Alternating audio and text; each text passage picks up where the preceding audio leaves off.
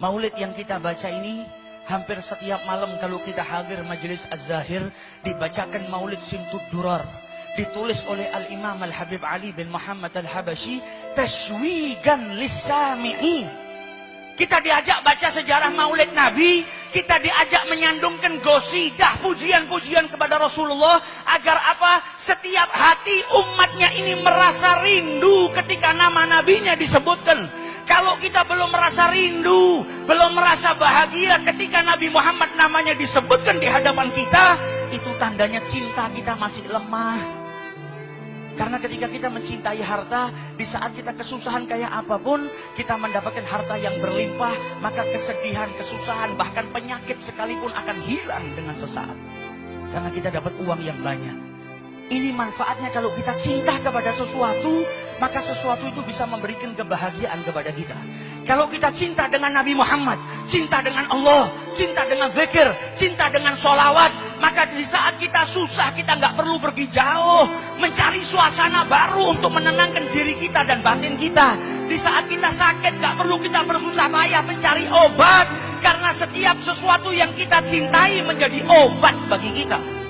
Bahkan Nabi Muhammad di saat duduk dengan para sahabatnya, kalau mau bahagia karena beliau cinta dengan sholat, maka beliau berkata kepada Bilal, arihna ya Bilal, kumandangkan adzan, bahagiakan kita dengan melaksanakan sholat. Datang waktu sholat menjadikan Nabi bahagia. Begitu juga dengan para ulama. Bukan hanya kepada Nabi Muhammad, kepada gurunya saja mereka mendapatkan ketenangan. Al-Habib Ali bin Muhammad Al-Habsyi, penyusun maulid ini, kalau sudah sakit yang luar biasa, dia panggil putranya yang bernama Muhammad. Wahai Muhammad putraku, bawakan cerita guruku Al-Imam Abdullah bin Husain bin Tahir.